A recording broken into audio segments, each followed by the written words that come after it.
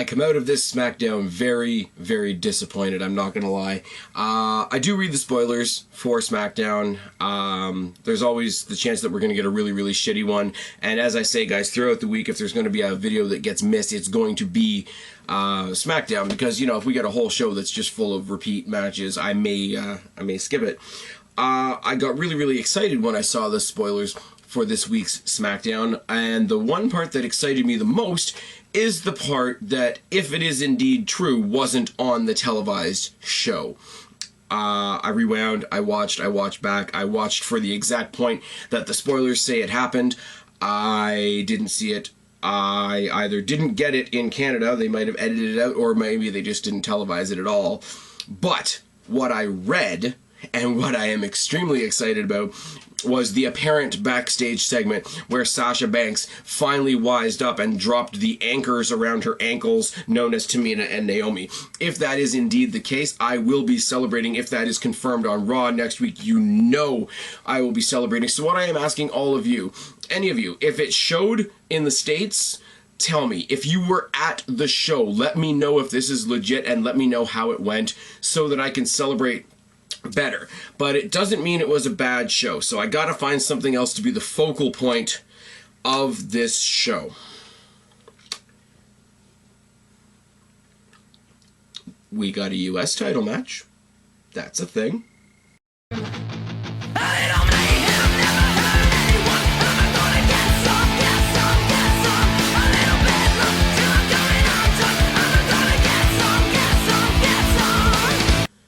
What's going on, everybody? It's your buddy, it's your pal Spaz Phoenix, the YWC Reality Check, here with your January 28th SmackDown review. SmackDown starts off with a recap of the Royal Rumble, much like we saw on Raw, but including what happened the next night on Raw, the main event, the announcement of the main event for Fastlane. Doesn't really affect anything except for the main event tonight, does it? We know that we're going to get a highlight reel. It's going to be Chris Jericho hosting the highlight reel. Why camera is doing a thing. Hold on a second, guys. Sorry about that. And there we go. We know that we're going to have Dean Ambrose and Roman Reigns, 2/3 of the Fastlane main event, on the highlight reel. Would be nice to have Brock Lesnar there as well, but you know you're not going to get Brock Lesnar on a highlight reel on SmackDown, are you? When was the last? Somebody do me a favor. Look it up. Why is my camera doing that? Guys, just why, Spaz, why? Somebody do me a favor, actually look up the last time Brock Lesnar was on SmackDown. That would be great. And I'm not talking about during the brand extension when Brock Lesnar was exclusive to SmackDown, you know, undisputed WWE champion and all that. It would be interesting to note, though, because I know it has been quite a bit. We start off very, very paint by numbers for an opening segment. We got The New Day, who talks shit about The Rock and his interruption on Monday night. We got The Miz, who comes to buddy up with The New Day and say that basically he's tired of The Rock, too. He's tired of the way he's treated in the WWE. He's always ignored, rah-de-rah-de-rah. The Usos come out and make fun of both of them. The New Day point out that, yeah, you've been riding on your family's coattails. Nobody's here tonight. You're with our new buddy, The Miz, you're outnumbered 4-on-2.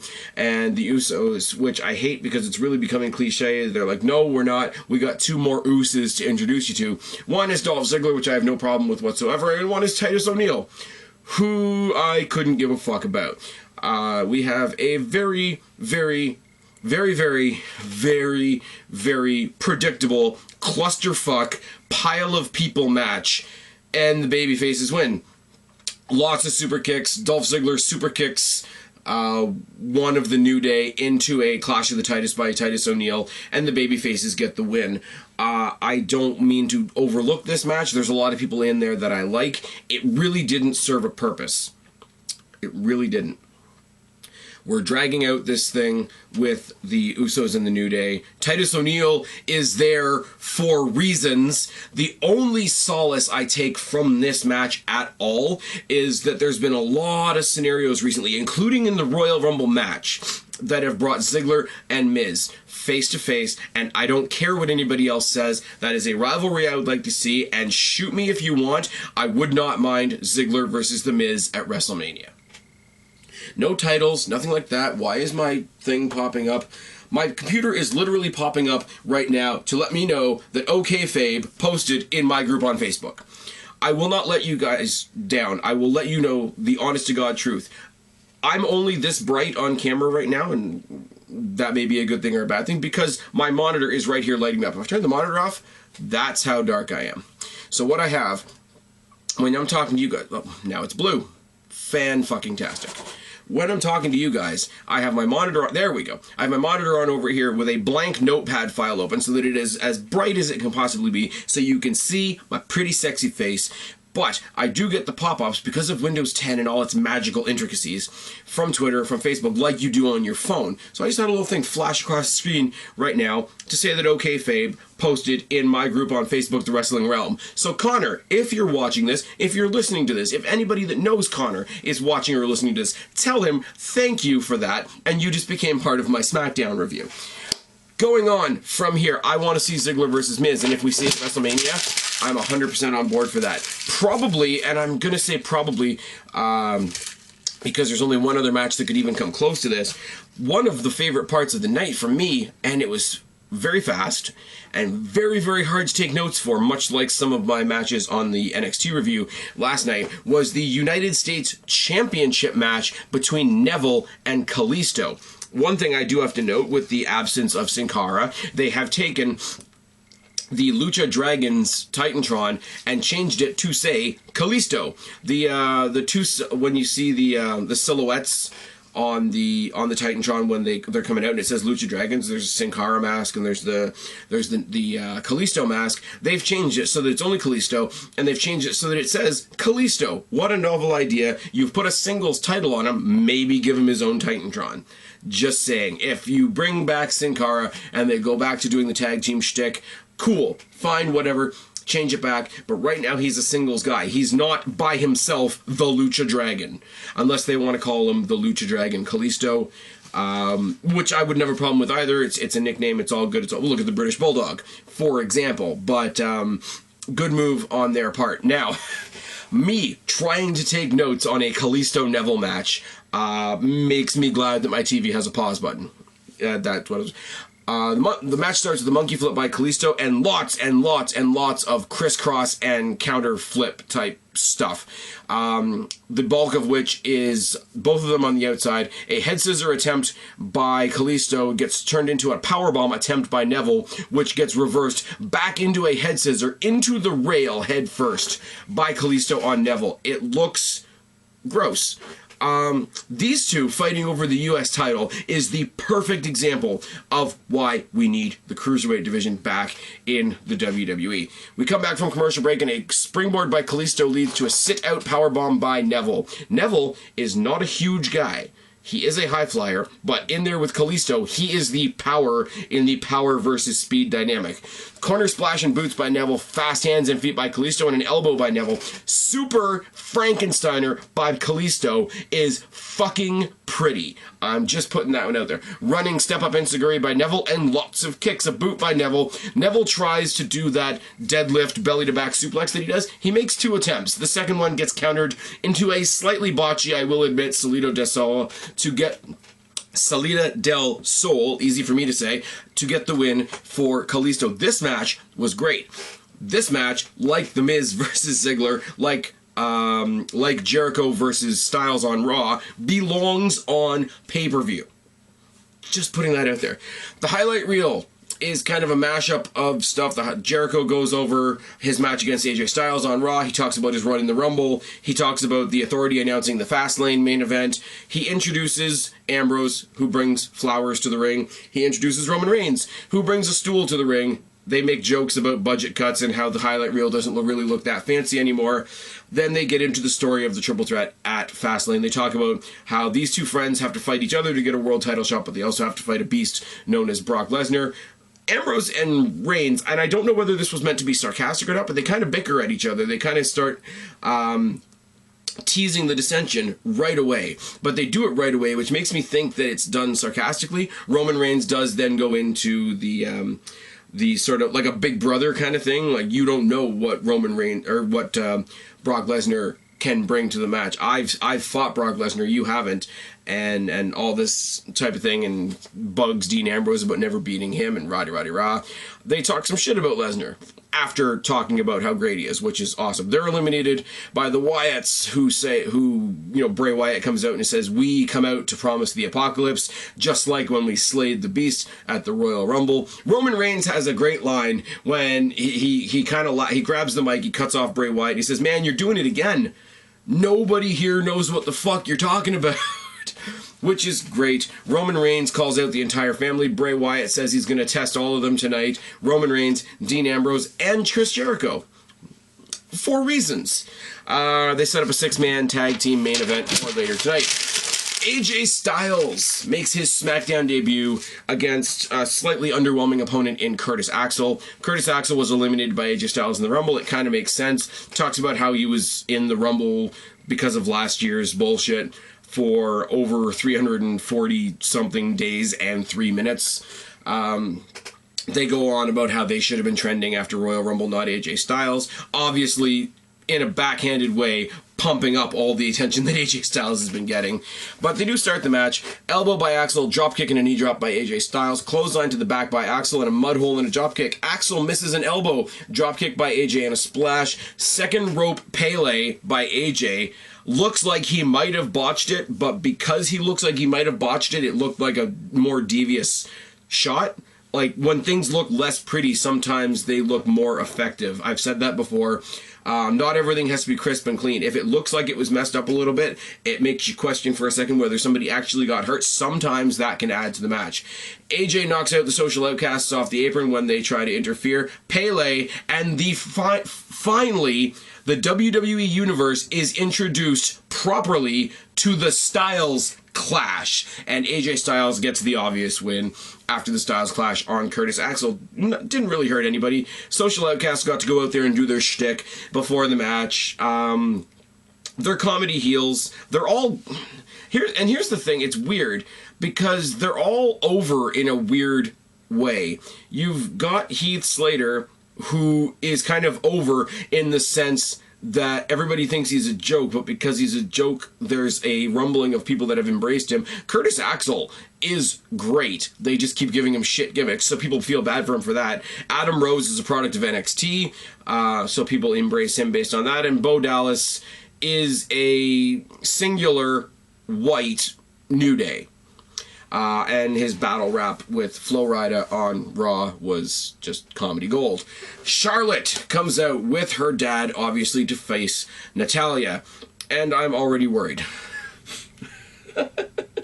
I really am, because I don't...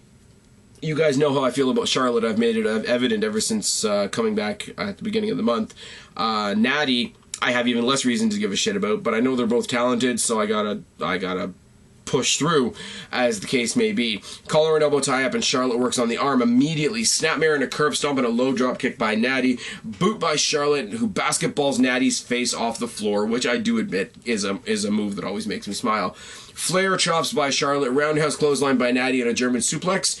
Ric Flair gets in Natty's face at ringside and woos, which is enough to distract, set up a chop block, set up a figure 8, and that's the end of the match. Yep. Charlotte wins. There's no real pomp and circumstance. She locks on the regular figure 4 after the match to punish Natty a little bit. Becky makes the save. The commentators do a very quick scrambling job to talk about how in other companies, in other places up in Canada, Becky used to know Natty, so they're buddies, and they really try to throw together a story really quickly other than to just say Becky's fucking with Charlotte, which, in my opinion, is the better story, but, you know, it is what it is. Goldust and R-Truth have another awkward segment. It's not backstage, it's out on some running track. R-Truth is getting ready to go for a run. Goldust is out there stretching. Obvious jokes ensue from that. He's really pushing hard to get this Golden Truth tag team up and off the ground. If these segments are any indication of how these two will be as a tag team, just fucking do it now and take my money. Just do it. It's fucking great. You know, Goldust goes down to make a stretch. He's got on his whole Goldust shtick with the what looks like aluminum foil ring gear that he's had for 20 years, with disturbingly short running shorts on over that, and a crop top a la Billy Gunn when the New Age Outlaws first started. And he starts doing his stretches, and he's stretching his groin. He stretches so far down, oh, I'm stuck. Somebody's got to help me up. My groin. R-Truth plays it up the same way he did on Raw. I told you, man, I don't swing that way. If you're going to swing that way, man, you do you. You go do you. Swing away. And Goldust obviously doesn't know what he's talking about. He says there's not even a swing here. We're not even in a park. It's all very tongue-in-cheek. It's all very cool. People were surprised on Raw. Oh, my God, they're making gay jokes on Raw. Raw is where we had DX saying Vince loves cock. So this is not new. We had The Rock talking to a guy dressed like Hulk Hogan and making multiple sex and weed references on Raw. This is not new. Stop pretending to be surprised. The main event should be good, right? With the Wyatts, who are over like Rover. People like Luke Harper a lot. But Bray Wyatt's over. Jericho is established as fuck.